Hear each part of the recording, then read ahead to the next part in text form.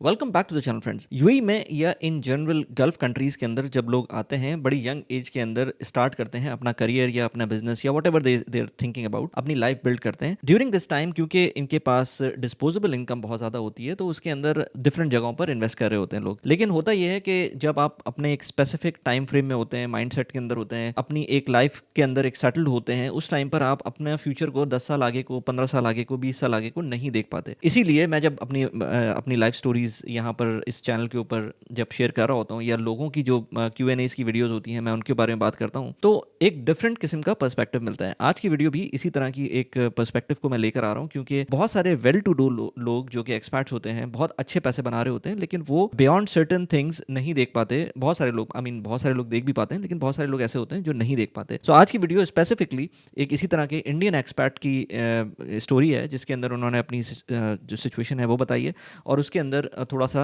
मैं अपना point of view उसके अंदर दूंगा डेफिनेटली। बट उसके अंदर सबसे पहले एक डिस्क्लेमर, मैं कोई फाइनेंशियल एडवाइजर नहीं हूं, मैं एक रेगुलर एक्सपर्ट हूं जो कि यूएई के अंदर बेस्ड है। मैं यूट्यूब के ऊपर पिछले 5 साल के अंदर वीडियोस, डिफरेंट किस्म की वीडियोस मैं बना चुका हूं। ऑलमोस्ट 1000 प्लस इस चैनल के ऊपर आपको वीडियोस मिलेंगी। मेरा इंग्लिश चैनल भी है, उसके ऊपर भी मैं वीडियोस पोस्ट कर रहा होता हूँ about personal finance, productivity, real estate, investment in general, और जो एक्सपर्ट की लाइफ से रिलेटेड जो भी चीज़ें इंपैक्ट कर रही होती हैं एक्सपर्ट को, उनसे रिलेटेड मैं वीडियोस बनाता हूँ। आज की वीडियो भी इसी पॉइंट ऑफ व्यू से है, एक इंडियन एक्सपर्ट है। Let's go directly into the email. अच्छा, आप बाय द वे अगर आपको ईमेल्स करनी है इस तरह की और आप समझते हैं कि मैं अपना इनपुट दे सकता हूँ आपके किसी भी स्टेटस के अंदर, तो डेफिनेटली मुझको ईमेल कर सकते हैं। नीचे आपको ईमेल एड्रेस मिल जाएगा जिसके ऊपर आपको ईमेल करनी है। But again as I said there are disclaimers, plus आप अपनी जितनी भी चीज़ें जो आपको नहीं बतानी है वो प्लीज़ रीडैक खुद ही कर लें, बजाय इसके कि मुझे खुद रीडैक करना पड़े। क्योंकि बहुत सारे टाइम ऐसा भी होता है कि मैं ईमेल्स पढ़ देता हूँ और उसके अंदर कुछ पर्सनल इन्फॉर्मेशन होती है। I try hiding as much as possible, but you know sometimes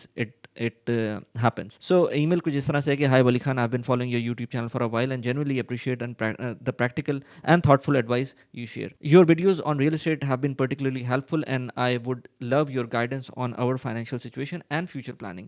Here's the summary of our profile. मैं email पढ़ता रहता हूँ and during that email अगर मुझे कुछ points समझ में आएंगे तो मैं वो बात कर लूँगा, otherwise towards the end मैं अपना जो भी इसमें point of view है वो बात करूँगा. So about us, my wife and I have been living in Dubai for the last 5 years. We have 1-year-old child. School expenses in Dubai are already covered. We have not secured golden visa yet. I don't know why, but अच्छा, इन्होंने मुझे दूसरी दफ़ा email की थी, उसमें इन्होंने अपनी एज बताई थी, वो 33 years है। तो I don't know why he has not secured the golden visa. This is very important to understand कि चीज़ें चेंज हो रही होती हैं। बहुत सारी चीज़ों को आप फॉर ग्रांटेड लेते हैं, but eventually you found something later on के आप एलिजिबल नहीं है, क्राइटेरिया चेंज हो गया है या वॉट एवर द केस है। सो गोल्डन वीज़ा आपको लाजमी ले लेना चाहिए क्योंकि आपकी इनकम थ्रेशोल्ड है इस लेवल के ऊपर कि आप गोल्डन वीज़ा ले सकते हैं। Now income, my monthly salary in Dubai is 39,000 dirhams. My wife's income which is work from home with an Indian company, जो कि 2 लाख रुपए इंडियन बनते हैं। The amount can be invested as my wife have no loans. I think it's around 8,000 dirhams per month अगर आप dirhams में convert करें। I don't know you are talking about post tax और pre tax income in this case. Now existing assets जो इन्होंने बताया वो India में एक विला है बैंगलोर के अंदर, planning to sell that, no plans to return, no rental income currently. एक 2 BHK flat in Bangalore, active rental income coming from that, around 25,000 Indian rupees, 7 years old property.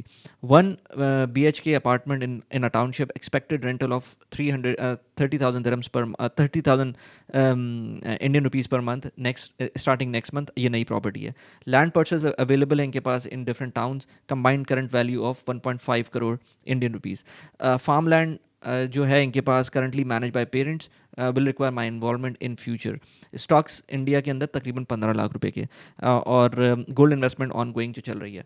Usually gold investment को लोग जो है ना अपनी net worth के अंदर count भी नहीं करते, उसके अंदर वो कहते हैं कि भाई ये तो अब हम सेल नहीं करेंगे, ये तो इवेंचुअली हमारी जनरेशंस को पास ऑन होंगी। नाउ दुबई के अंदर उन्होंने एक ऑफ प्लान प्रॉपर्टी, एक 2 bedroom ऑफ प्लान अपार्टमेंट लिया हुआ है। परचेज प्राइस थी इसकी 1.58 million dirhams, which is a good price. Off plan payment to builder is almost completed. Liabilities की बात करते हैं, personal loan taken 2 years back जो कि 7 लाख दिरहम का है, जिसमें से आउटस्टैंडिंग इस वक्त 550,000 dirhams इस वक्त आउटस्टैंडिंग बचे हुए हैं।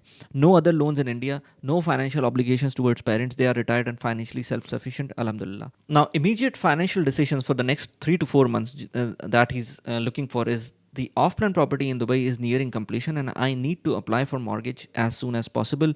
My current thinking is, अपनी जो पॉइंट बता रहे हैं वो ये कि इसके अंदर either he take a 20 years mortgage on Dubai apartment, use the rental income and any surplus to aggressively pay off the remaining 550,000 dirhams personal loan within 4 years. I would ideally, or I would really appreciate your thought on whether this approach is sound, or if there is a smarter way to structure this. पहला question इनका ये था कि जो इनकी of plan property है, जो 20 years mortgage के ऊपर ये चाह रहे हैं कि लें, क्योंकि उनके पास ऑलरेडी लोन 550,000 dirhams का। आई डोंट नो कि how much is the remaining on that of plan property, but I feel उसके अंदर जो पेमेंट प्लान होगा वो इस तरह का होगा कि आपको हैंड ओवर के ऊपर ज़्यादा पैसे पे करने हैं। तो 20 years की मॉर्गेज लेंगे और उसकी रेंटल इनकम के थ्रू वो अपनी जो सरप्लस है वो एक तो ये कि अपना ऑफ प्लान प्रॉपर्टी को वो जो उसकी मॉर्गेज होगी वो सर्विस करेंगे, और जो 550,000 dirhams का लोन है उसको भी थोड़ा सा एग्रेसिवली पे ऑफ करना शुरू करेंगे। एग्रेसिवली पे ऑफ क्या करेंगे, आपके पास जो भी उसकी मंथली जा रही है उसकी पेमेंट, आप वो करते रहें, क्योंकि पर्सनल लोन शॉर्ट टेन्योर का होता है, unless and until this is a different story. So अगर पर्सनल लोन का आपका टेन्योर 2 साल का बचा है या 3 साल का बचा है, what ever the tenure is, तो आई थिंक उसके अंदर आप एक्स्ट्रा पेमेंट कर भी देंगे तो आप कितना पैसे बचा लेंगे। तो मेरा नहीं ख्याल कि उसके अंदर आपको एग्रेसिवली जाने की ज़रूरत है। इन पैसों को आप जिस तरह से ये लोन चल रहा है उसको चलने दें। एनीवेज, फ्यूचर गोल की तरफ चलते हैं। For the past 2 years I had to pause all fresh investments due to of plan payment commitments and Dubai living expenses. Now that this phase is ending, I want to restart investing primarily in Indian equities with the following long-term goals. Retirement planning, both for myself and my wife, child's higher education fund, child's marriage fund, potentially growing our real estate portfolio further if it makes sense. अच्छा, की questions इनके जो हैं वो इन्होंने बताए हैं। Number 1, is it wise to sell the Bangalore villa now and reinvest the proceeds, or should I hold? So Bangalore villa के बारे में मुझे तो नहीं पता कि आपकी क्या सिचुएशन है, but I would just comment on the property side just in a bit. Now, how should I structure the mortgage versus personal loan repayment strategy? इसके बारे में मैंने आपसे बात कर ली है कि आप मॉर्गेज और पर्सनल लोन जो आपका जिस भी लेवल के ऊपर है आप उसको हर महीने पे ऑफ करें। इन एनी केस जो भी आपके पैसे बचे हुए हैं उसको एग्रेसिव पेमेंट करने की ज़रूरत नहीं है। आपकी इनकम अच्छी है, you can sustain longer period of time with some kind of loan. जो थोड़ा बहुत लोन है आप उसको अपने ऊपर रखें, क्योंकि प्रॉबली आपने जब ये लोन लिया होगा, आपने बहुत सारी चीज़ें इस पर नहीं बताई, तो मैं बहुत सारी चीज़ों का अजम्पशन ले रहा हूँ यहाँ पर। जब आपने लोन लिया होगा तो उसकी इंटरेस्ट रेट शायद कम हो, आई डोंट नो कि ज़्यादा है या नहीं है। जो भी है आपको ये भी देखना पड़ेगा कि आपके लोन के रेट्स क्या थे। How much should I ideally allocate monthly towards Indian equity investments going forward, or shall I use my wife's income somewhere else. अच्छा, ये थर्ड पॉइंट है, ये इसके बारे में बात करते हैं। How do I plan for the farm land farm house responsibility while staying in Dubai? Any advice on asset allocation or diversification given our overall profile? I understand you receive a lot of requests, and I truly appreciate any time you can spare to guide us. Even a broad framework or direction would be incredibly helpful for our family's financial future. Thank you so much for everything you do. तो ये साहब हैं India से, and he has talked about his financial situation and want my comment on that. और मैं अपना comment ही दे सकता हूँ, मैं इसमें कोई बहुत ज़्यादा बात तो कर नहीं सकता, क्योंकि बहुत सारी चीज़ें, as I said, I am not clear about like loan की रीपेमेंट क्या है या, और ये बहुत सारी चीज़ें ईमेल के ऊपर टू एंड फ्रो भी नहीं हो सकती, क्योंकि it is very difficult for me to ask question and then wait for the reply. So मैं अपनी अजम्पशंस की बेसिस के ऊपर बहुत सारी बात कर रहा हूँ। इसके अंदर एक अजम्पशन ये भी है कि आपकी जो प्रॉपर्टी आपने ली है दुबई में ऑफ प्लान की, इसकी जो डाउन पेमेंट की थी और जो ड्यूरिंग कंस्ट्रक्शन आपने payment what ever you have done, it's on the lower side, और जब आपकी हैंड ओवर हो रहा है तो इसकी पेमेंट ज़्यादा आएगी, तो आपको मॉर्गेज के अंदर अच्छी खासी इसकी अमाउंट देनी पड़ेगी, और वो मॉर्गेज से आपके जो करेंगे उसका रेंटल से आपकी प्रॉब्ली अमाउंट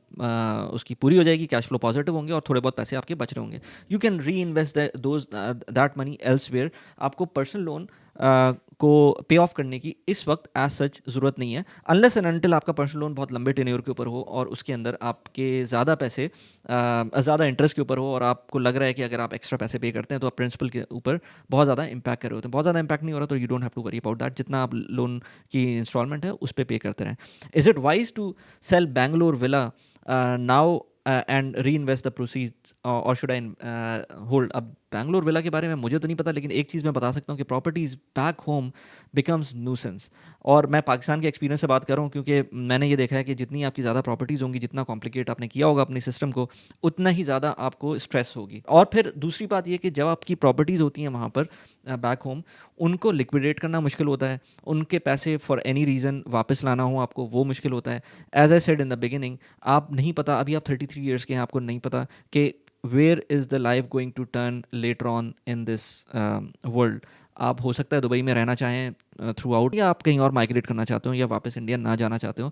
उस टाइम पर जब आपके एसेट्स इंडिया में होंगे, आपको वहाँ से लिक्विडेट करना होगा, और लिक्विडेशन के अंदर काफ़ी ज़्यादा प्रॉब्लम होती है। ये मैं खुद भी एक्सपीरियंस कर रहा हूँ, मेरे जो इंडियन कोलीग्स हैं वो भी बताते हैं, इतना आसान नहीं होता आपको वहाँ से पैसे लेकर आना। आई वुड से कि जो भी आपके इस तरह की प्रॉपर्टीज़ हैं जो कि कैश फ्लो नहीं प्रोड्यूस कर रही हैं, वो आप उनको लिक्विडेट करके आप स्लोली एंड ग्रेजुअली देखेंगे किस तरह से आपको रिपैट्रिएट करना है, या फिर आप उन पैसों को इक्विटीज़ में वहीं इंडिया में इन्वेस्ट करना चाहते हैं तो वो भी इट्स फाइन एज वेल। और दूसरी बात आपने जो बताई है कि आपके इंडिया के अंदर जो इन्वेस्टमेंट्स हैं वो काफ़ी कम थी, I think 15 lakh Indian rupees, which is very small. So आप उसको भी बढ़ा सकते हैं slowly and gradually through ETF investing. How should I structure the mortgage versus personal loan repayment strategy, इसके बारे में हमने बात कर ली है कि आपको ज़रूरत नहीं है अपनी पर्सनल लोन को पहले पे ऑफ करने की, आप अपनी मॉर्गेज को उसी तरह से चला सकते हैं।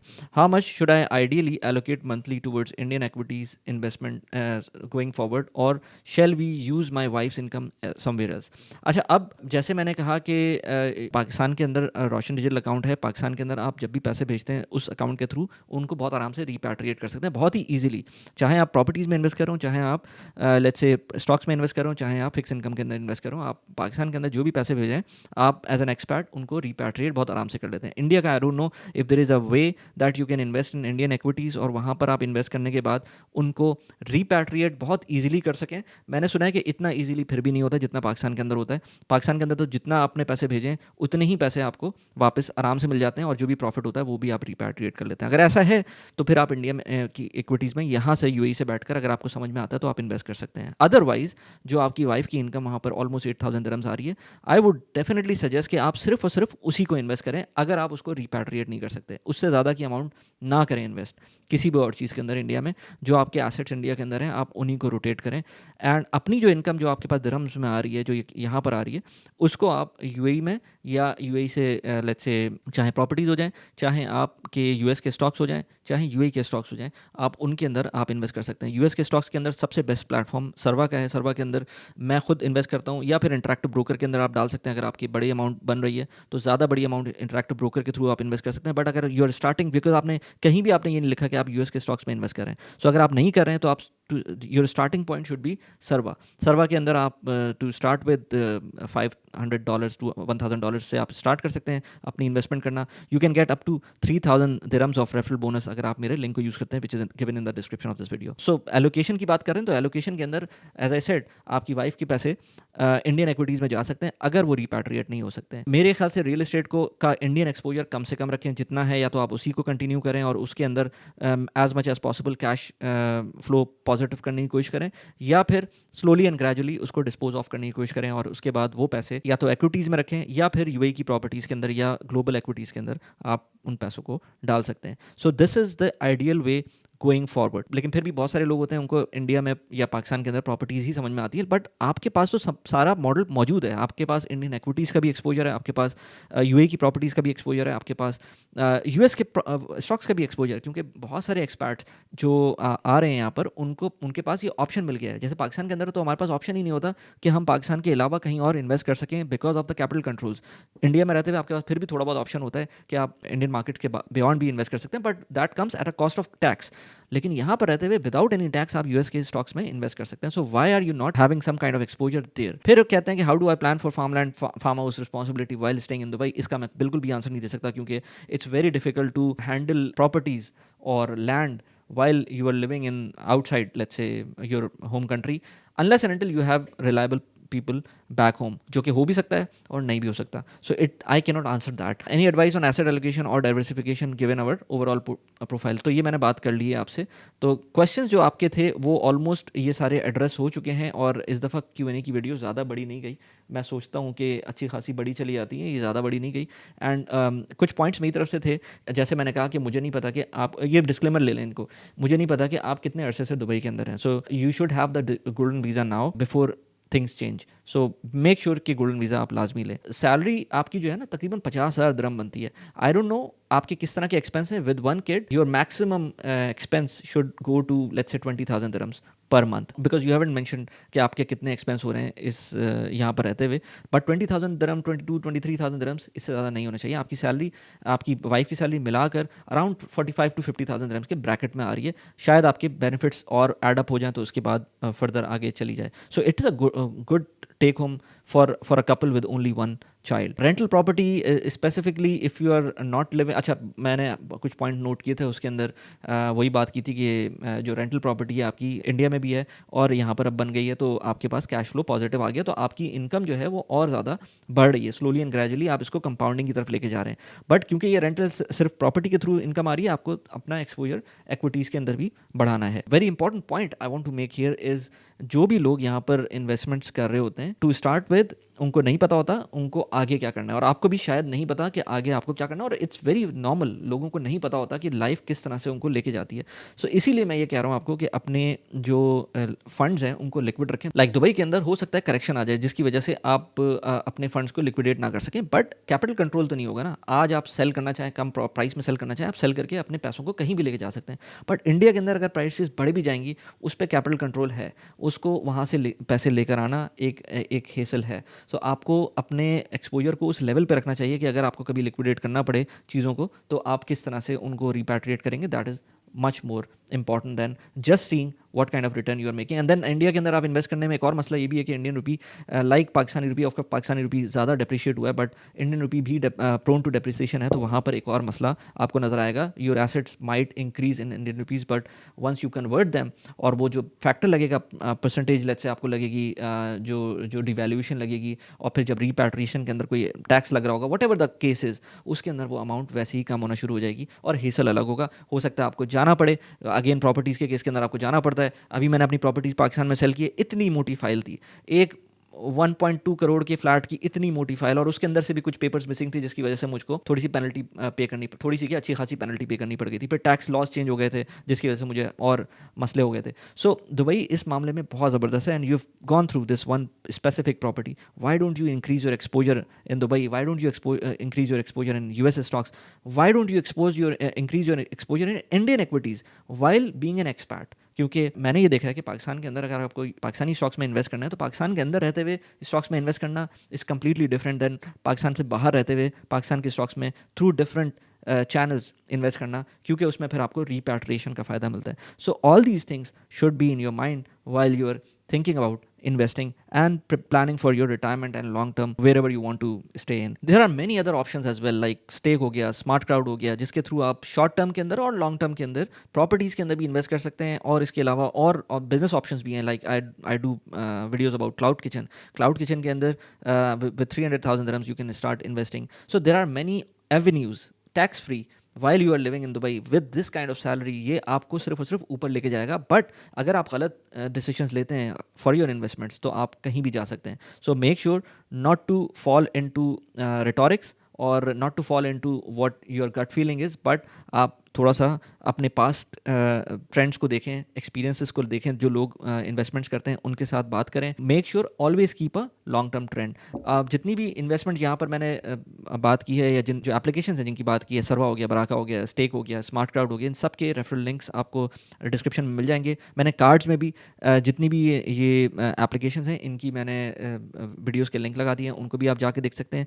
वंस आप मेरा रेफरल कोड यूज़ करेंगे इन जितनी भी ऐप्स हैं उनके थ्रू, तो आपको somewhere between 200 dirhams to 3,000 dirhams आपको रेफरल बोनस मिल सकता है. और अगर आपको एंड स्क्रीन पे इस तरह की Q&A की वीडियोस अच्छी लगती हैं, तो यहाँ पर Q&A की एक प्लेलिस्ट है जिसको आप जाके देख सकते हैं. और रिसेंटली मैंने दमाग का एक टाउन हाउस विजिट किया था लगून्स के अंदर, यहाँ पर उस वीडियो का लिंक लगा दिया. कैसी लगी वीडियो प्लीज़ मुझे बताएगा. Thanks for watching the video. Bye bye.